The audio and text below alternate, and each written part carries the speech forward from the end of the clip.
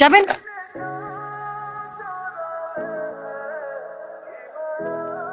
High খালি যাবেন? হ্যাঁ যাবো তো। কোথায় যাবেন? বিয়েবাড়ি ক্যাম্পাস। চলেন। কত? যা দিবেন তাই। না না না, আগে ক্লিয়ার করেন কত টাকা নেবেন, পরে আবার ঝামেলা করবেন। আমি ঝামেলার মানুষ না, আর ভাড়া কত ঠিক জানি না। আচ্ছা ঠিক আছে, পরে কিন্তু কোনো ঝামেলা করতে পারবেন না। এই ভাই এটা বামে রাখেন তো। ভাই আমি সবাইকে ফোন দিছি, সিয়ামকে ফোন দিছি, সবার নাম্বার বন্ধ, ব্যস্ত সবাই। এখন আমি কি করবো বল? আমি কেন খালি ফেলে নিয়ে যাবো? আমি তোদের সবসময় বিপদে আপদে পাশে ছিলাম না, আর আজকে তোর আমার সাথে এমন করলি। সমস্যা নাই, সময় দিন আমারও আসবে, আমিও দেখাই দিব। আচ্ছা কি হয়েছে আমাকে বলতে পারেন? আমি আপনাকে কি বলবো? আপনি আমাকে কি হেল্প করবেন? আপনি রিক্সা চালান, রিক্সা চালক, আমার প্রেজেন্টেশনই সমস্যা করছে আমার। রিক্সা চালককে এত ছোট করে দেখছেন কেন? আমরাও মানুষ, অন্যরা যা পারে আমরাও তা পারতে পারি। আর কখন কাকে কার কাজে লাগে কেউ বলতে পারে না। আমার আমার অ্যাসাইনমেন্ট আর 2.5 ঘন্টা বাকি আছে। এদিকে আমার বন্ধুদের কারো কোনো খবর নাই। ওরা বলছিল যে ওরা আজকে আমার অ্যাসাইনমেন্ট করে দিবে। বিয়ে করেন? হ্যাঁ। ল্যাপটপ আছে? হ্যাঁ। ঠিক আছে চলেন। কোথায় যাচ্ছেন আপনি? দেখি কি করা যায়, আসেন। কোথায় আসবো? আপনি কি আমাকে ভয় পাচ্ছেন? কি আশ্চর্য, ভয় পাবো কেন? তাহলে আসেন, বসেন, ল্যাপটপটা দেন আর ফাইলগুলো দেন।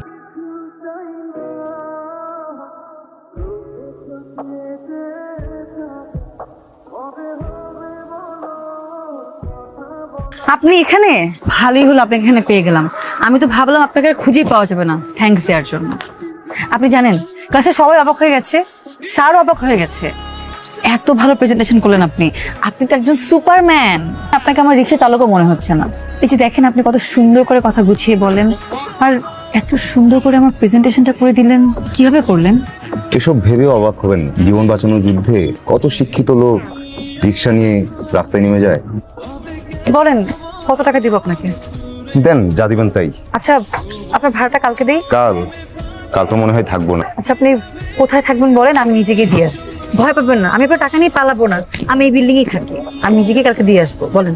আচ্ছা ঠিক আছে, তাহলে আপনি কোথায় থাকবেন বলেন, আমি চলে আসবো। তাহলে কালকে আমাকে সকাল 10টায় ক্যাম্পাসে নিয়ে যাবেন, ঠিক আছে? সানিরা আসতে চাচ্ছিল। না, সানিকে আমার পছন্দ না, শেষ কথা, এখানেই শেষ। সমস্যাটা কোথায় সেটা তো বলতে হবে। আমার পছন্দের মানুষ আছে। সকালে এক কথা, বিকালে এক কথা, তোর কথা সত্য মিথ্যা কিছুই তো বুঝতে পারছি না। মা এটা সত্যি সত্যি সত্যি, 5000 সত্যি। আচ্ছা তোর পছন্দের মানুষের নাম কি? কি করে? মা ও রিক্সা চালায়, ওর নাম জসিম বন। কি কি শুরু হলো আমার বাসায়? 5000 টাকা দাও তো। কালকে না 500 টাকা নিলি, আজ আবার 5000। প্রতিদিন কি একটা করে শূন্য বাড়বে নাকি? কালকে 500 টাকা এখনো আছে, আর আজকে টাকা নিচ্ছি একজনকে দিব তাই। তাছাড়া একটা কাজও আছে। ও মেয়ে নষ্ট করলা তুমি, আর সব দোষ আমার। তার নাকি আবার রিক্সাওয়ালা পছন্দ। খুব ভালো কথা। আগামী সপ্তাহের মধ্যে ওই ছেলেটাকে কোথাও ডাক, আমাদেরও কথাবার্তা বলতে হবে। আর দেখি তোর পছন্দের রিক্সাওয়ালার মধ্যে এমন কি আছে যা অন্য কোনো ছেলের মধ্যে নেই। চলে এসেছেন, আজকে আপনাকে নিয়ে সারা শহর ঘুরবো, আর আপনার সাথে কিছু জরুরি কথাও আছে। আমি রিক্সা বেশি সময় চালাতে পারি না, ওই পা ব্যথা করে, নতুন চালক তো তাই। আচ্ছা তাহলে রিক্সাটা পাতে অটো রিক্সা নেওয়া যায় না? না আমি তো অটো রিক্সা চালাতে পারি না। আচ্ছা ঠিক আছে, তাহলে আমরা কোথাও বসে কথা সেরে নিব, চলেন। আচ্ছা তাহলে আমাকে কি করতে হবে? কিচ্ছু করতে হবে না, আপনি শুধু আমার মা বাবাকে যে বলবেন আমাকে আপনার পছন্দ, কিন্তু আপনার বিয়ে করতে একটু সময় লাগবে। তারপর কি হবে? তারপর কি হবে সেটা আমি বুঝবো। তারপর কি সময় শেষ হলে আমাকে বিয়ে করবেন? কি বলেন আপনি এসব? এটা তো নাটক সাজাচ্ছি। আমি আপনাকে ভাড়া করতেছি, আর বলতে পারেন আমি আপনার থেকে হেল্প চাচ্ছি। আপনার বাবা মায়ের তো আমাকে পছন্দ নাও হতে পারে। আমি তো সেটাই চাচ্ছি, আপনাকে তাদের এমনিতেও পছন্দ হবে না। তারপর আমি কয়েকদিন আপসেট থাকবো, তারা আমাকে দেখে তারাও আপসেট থাকবে। এরপরে আমি বাবাকে বলবো আপনি আমাকে ধোকা দিয়েছেন, ছেলে জাতটাই খারাপ, পুরুষ মানুষ আমার চোখের বিষ। এভাবে কয়েকদিন নাটকের পর নাটক চলতে থাকবে, নাটকের পর নাটক চলতে থাকবে। বুদ্ধিটা কেমন? জঘন্য বুদ্ধিটা, তুই তো ভয়াবহ মেয়ে। মেয়েরা ভয়াবহই হয়। শালা কপাল রে মামার, তো রিক্সাওয়ালা তুই মায়া পড়ে ফেলবি, আর আমি সারাটা জীবন এটা কোল বালিশও পড়াইতে পারলাম না। পটাপটির কিছু না, মেয়েটা একটা বিপদে পড়েছে। ব্যাপারটা সত্যি হলে ভালোই হতো। মেয়েটি দেখতে কেমন? মেয়েটা দেখতে নক্ষত্রের মতো। মেয়েটার চোখের দিকে তাকালে মনে হয় এই অন্ধকার শহরের একমাত্র নক্ষত্র সে, হীরার নক্ষত্র। একবার তাকালে মনে হয় 1000 বছর তাকিয়ে থাকে। না না না, তুই কিন্তু কাজটা একদমই ঠিক করছিস না।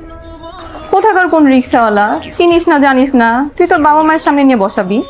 আরে এটা কি সত্যি সত্যি নাকি? এটা মিথ্যা মিথ্যা। আর তুই রিক্সাওয়ালা বলছিস কেন? কি আশ্চর্য, রিক্সাওয়ালাকে রিক্সাওয়ালা বলবো না?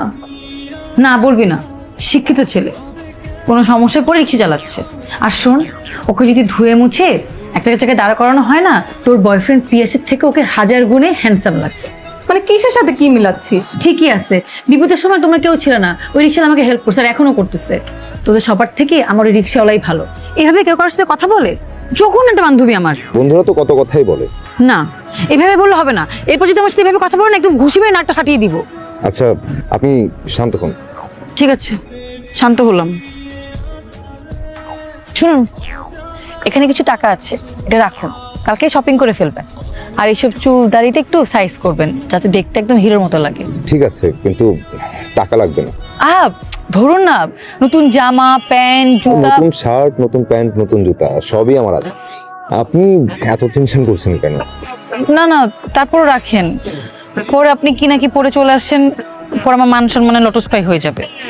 আপনি চাইলেও আমি আপনার মান সম্মান লটস্পাই হতে দিব না।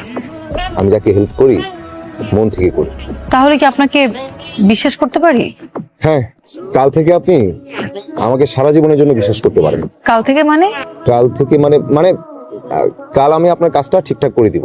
আর শোনেন, যখন আমি বড়লোক হব তখন আপনার সাথে গিয়ে আপনার বান্ধবীর বয়ফ্রেন্ডকে আমি দেখে আসবো। আচ্ছা, আপনি বড়লোক কিভাবে হবেন? সেটা তো জানি না। আচ্ছা চলেন, সন্দেহ হয়ে যাচ্ছে, উঠি। এসব কি হচ্ছে বাসায়? আবার কি হলো? ছেলে নাকি সত্যি সত্যি রিক্সাওয়ালা? সেটা আমি কি করে জানবো? একটা রাতে যে ব্যাপার, শান্ত হও, কাল আমরা বসলেই তো সবকিছু জানবো। আর কতক্ষণ বসে থাকবো?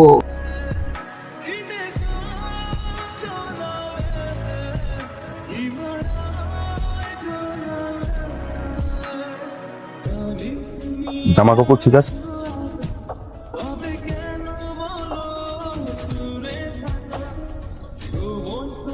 স্যার, এটা আমার বায়োডাটা। তোমার মা বাবা কোথায় থাকেন? ঢাকাতেই? না আন্টি, কানাডায়। এমনিতে কি করো তুমি? পড়ালেখা শেষ হলো, আর দেশে বাবার ব্যবসাটা আমি আর দুলাভাই দেখি। তোমাদের ঢাকাতে বাড়ি আছে? জি কয়তলা বাড়ি? আন্টি, বাড়ি তো 4টা, যেটাই আছে সেটা 6তলা।